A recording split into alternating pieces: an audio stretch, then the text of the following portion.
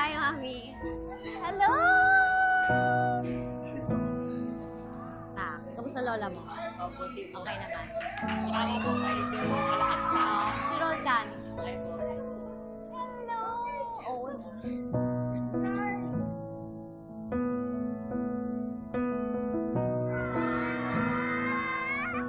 Hello again! Ako po si Mami Mitch Taisa, ang kasalukuyang presidente ng Thalassemia Kids Club under Batha. Ang sakit po na thalassemia, sila po ay madalas na nagsasali ng dugo, hereditary. Ito po ay isang sakit sa dugo na namamana. Healthy ka. Healthy yan. Carl. This is Carl. Noong last May, siya po ay nagbigay sa amin sa tulong ng Senate Spouse of the Philippines, nagbigay siya ng guarantee letter para sa mga batang may thalassemia sa National Children's Hospital para matugunan yung pangangailangan nila sa gamutang medikal.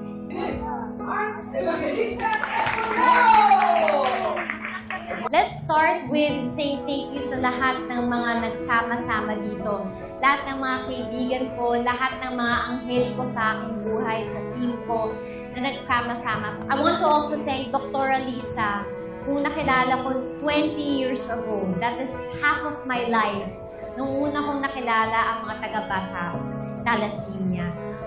It was through a friend, a family friend, Tita Josie and Tito Domi, nung nakilala ko ang Batha thalassemia.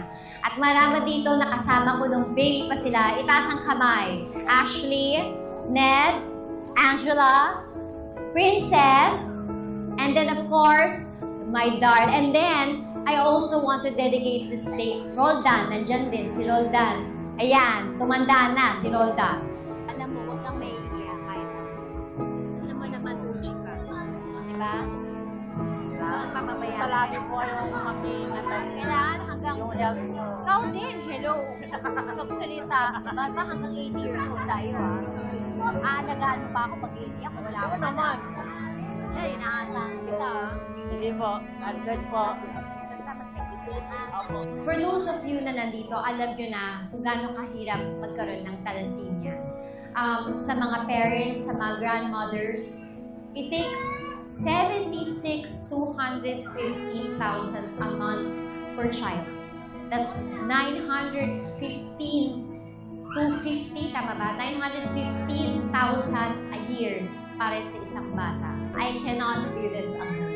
And together, we can truly make a difference. But today is not just putting the spotlight. Today, ibabalik natin to sa lahat ng mga bata, mga teenagers na nandito, to have fun because we deserve it. Hello, mga madam!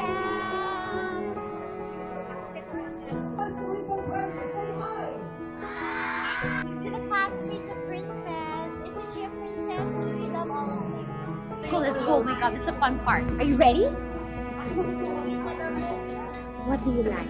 But I think she deserves a headband. You like the headband? And then what do you like? You like the blue dress? You like the blue dress? Wow! You like?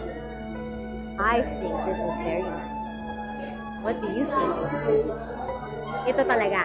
Okay, let's do it. Let's do that. Let's dress her up. Ah, no! Don't hold her. Hold her like that because we have to dress her up. Hi, Harriet. This is Ate Heart. I love you.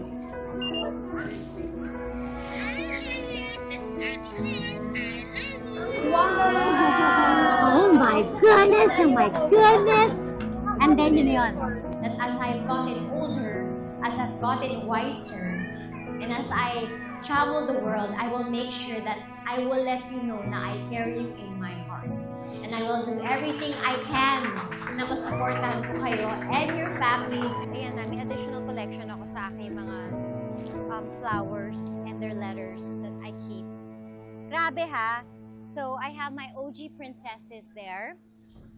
Meaning to say, baby pa lang sila. Kasama ko na sila. Of course, si Roldan. So, I'm so happy. What a beautiful day for them and for me. I feel like the redirection of my life has taken me to this. I was so shocked. Like, parang, in what universe can this happen to me?